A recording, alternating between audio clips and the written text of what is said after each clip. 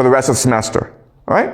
So now what I'm going to do now is explain to you the grand strategy of the United States, Russia, Iran, and Israel. Because these are the 4 major players for the first 5 years. Other players will come in later on, but for now, these are the 4 major players. Okay? And once you understand the grand strategy of these 4 countries, then it's going to be pretty easy for us to predict how they will behave as this war progresses. All right. Okay. So, for each country, I want you to imagine each country as a chess set, okay? So this is a chess set. And I want to show you how each player behaves using this chess set as a template, as a frame of reference, okay? So the king is the political system.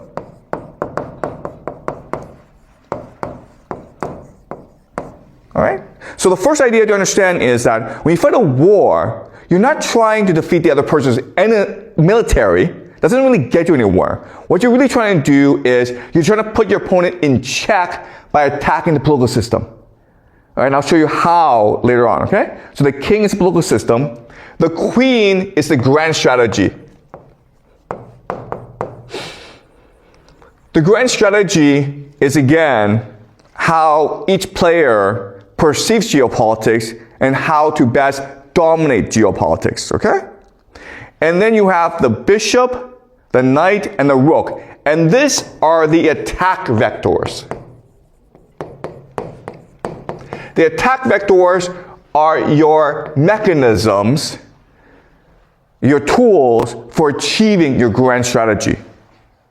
Right? And now you have the pawn. And the pawn are just that. They are sacrificial tools that you can use in order to advance your grand strategy, okay? You just throw them away. You don't really care. Okay, does that make sense? All right, so now let's apply this system to the 4 nation states. United States, Russia, Iran, and Israel. All right, okay. So, the United States, the political system, of course, is a democracy. And this is both good and bad, okay? It's good in that it allows for innovation. It allows for debate and openness and creativity, okay? So that's what's good about democracy. What's bad about democracy is the idea of polarization. Okay, polarization. Okay, why? Because in a democracy, you have different political parties. And they can reach a point where they just refuse to work together. And all they care about is destroying each other, regardless of the consequences for the nation in geopolitics. And this is what's happened in the United States so far, right now, where in America, Trump hates the Democrats much more than he hates the Russians or the Chinese or the Iranians, okay? All right, so the way you put America into check is by enhancing the polarization and causing a civil war. Okay, does that make sense? You cannot defeat America militarily. It is impossible to do so. The only way to defeat America is if you force it into a civil war that distracts it from the world, okay? So that is the American political system. Then the grand strategy. The grand strategy is called Greater North America. And the idea of Greater North America is North America by itself, it's a self-sufficient continental fortress. No one can invade it, no one can attack it, and it has all the resources it needs to survive. So all America has to do is unite North America and then cause chaos around the world. Okay? So, but the trick is how to create unity in Greater North America, and the theory that they use is something called the technate. Right?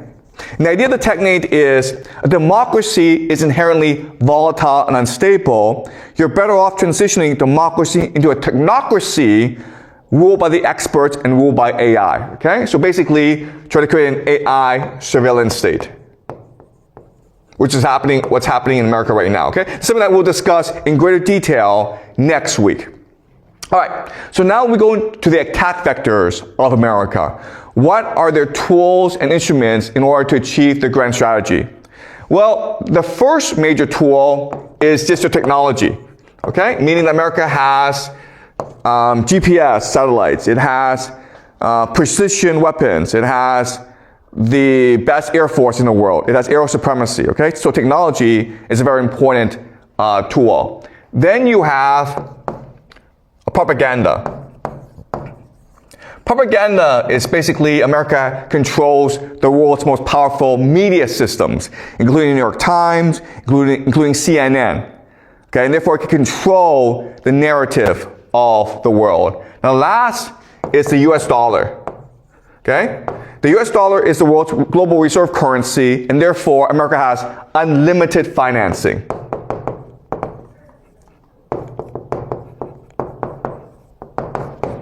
All right? So as you can see, America is a very powerful empire. Now we go to the pawns, okay? The sacrificial tools. And so what America can sacrifice in order to achieve its grand strategy are its allies, which are essentially its vassals. All right? So that is the American system. Right? Now we can understand how America will fight this war in Iran and how it will proceed to fight World War III. Because grand strategy, it's just not only how a nation will go out to dominate the world, but it's also constraint on their behavior. They can only operate within the contours of their grand strategy. Okay, any questions so far? Okay, all right, so let us look over the Technocracy of America. So this is something that was proposed in the 1930s and something that is being implemented right now in America by the tech bros, people like Larry Ellison, Sam Altman, Peter Thiel, Elon Musk. And the idea, of course, is to unite all of North America together in something called a Technocracy. Okay, the Technocracy is basically a force, sorry. The Technocracy is basically this means an AI surveillance state, okay? And this allows for cohesion and control. And once that's achieved, then North America becomes invincible, and it can create as much chaos as it wants throughout the world. The goal is to create chaos so that the world depends on you for weapons and resources and financing. Okay? And the idea is, if the entire world is forced to buy weapons and resources from you, and you can lend money to them to do that, then you get rid of the $39 trillion debt. Okay? So I'm not saying that this strategy will work, but I'm saying this is how they approach it. All right. Now, something that is really important for us to understand is that a grand strategy, it is based on a culture of your society. Okay? Grand strategy is not something that you just make up. Grand strategy is an expression, a manifestation of your political system and your cultural system. And we can understand the cultural system through the books that are read in society, okay? So this is Western civilization right here. So these are 4 representative books of Anglo-American civilization. The first is Paradise Lost by John Milton, okay? And Paradise Lost is very important because it celebrates individual achievement. So Paradise Lost is about why Adam and Eve disobeyed God. And the argument of Paradise Lost is that Adam and Eve disobeyed God because they wanted godhood, okay? Because of their pride. And the thing about Paradise Lost is that when you read it, and we'll read a part of it together, you recognize that pride is a good thing because it allows us to approach godhood, okay? So it's not bad to want to be God. In fact, it's a good thing because it's what allows for progress. And Hamlet by Shakespeare is a book that celebrates individuality, individual reflection. Goethe's Faust is a book in which a scholar by the name of Faust, he makes a deal with the devil because he has an insatiable appetite for knowledge. And that's a good thing, okay? He's trying to achieve godhood himself. And this is the idea of Faustian.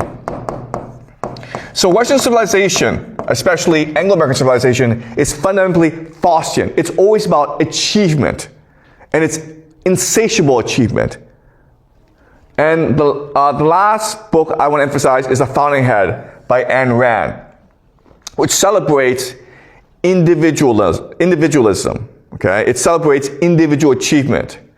So, to get a sense of the essence of Anglo-American culture, I'm going to read to you a passage from Paradise Lost. And this is where Satan, disguised as a snake, is trying to convince Eve to eat the fruit from the tree of knowledge, okay? And this is his argument to her. Why then was this forbid? Why did God tell you not to eat from the tree of knowledge? Why but to awe? Why but to keep ye low and ignorant, his worshipper? He knows that in the day ye eat thereof, your eyes that seem so clear, yet are but dim, shall perfectly be then open and cleared, and ye shall be as gods, knowing both good and evil as they know. Okay? So this is why God refuses to let us eat the fruit from the tree of knowledge of good and evil. Because if we can learn for ourselves, we can be like God. And God created us to be his slaves and his servants. Okay? That ye shall be as God, since I as man, eternal man, is but a proportion meet. I a brute human, ye of human gods. Okay? So what he's saying is like, think of this. I'm a snake. And once I eat that fruit, I'm able to be like you. I can speak as well. Now, if you as a human eat that fruit, you'll be a god then. So ye shall die perhaps by putting off human, to put on gods, death to be wished, though threatened, which no worse than this can bring. And what are gods that men may not become as they participate in godlike food? What prevents men from becoming gods? Shouldn't that be a good thing, to be ambitious? The gods are first, and that advantage used on our belief that all from them proceeds. Okay? So this is what he's saying. He's saying like, no, anyone can become a god. I'm a snake, and if I can become human, then humans can become gods as well. But the problem with gods is that they came first, and therefore they want to maintain the monopoly over power. And that's why they're trying to keep us ignorant. So we have a responsibility to be ambitious, to rebel. Okay? To rebel. Rebellion is honorable and just. Okay? And again, this is the ideas that permeate throughout Anglo-American civilization. I question it, for this fair earth I see, warmed by the sun, producing every kind, from nothing. If they all things who enclose knowledge of good and evil in this tree, that whoso eats thereof forthwith attains wisdom without their leave. And wherein lies the offense that men should thus attain to know? What can your knowledge hurt them, or this tree impart against his will, if all be his? Or is it envy, and can envy dwell in heavenly breasts? These, and many more causes import your need of this fair fruit. God is humane, reach them, and fairly taste. Okay? If there's a God that tells us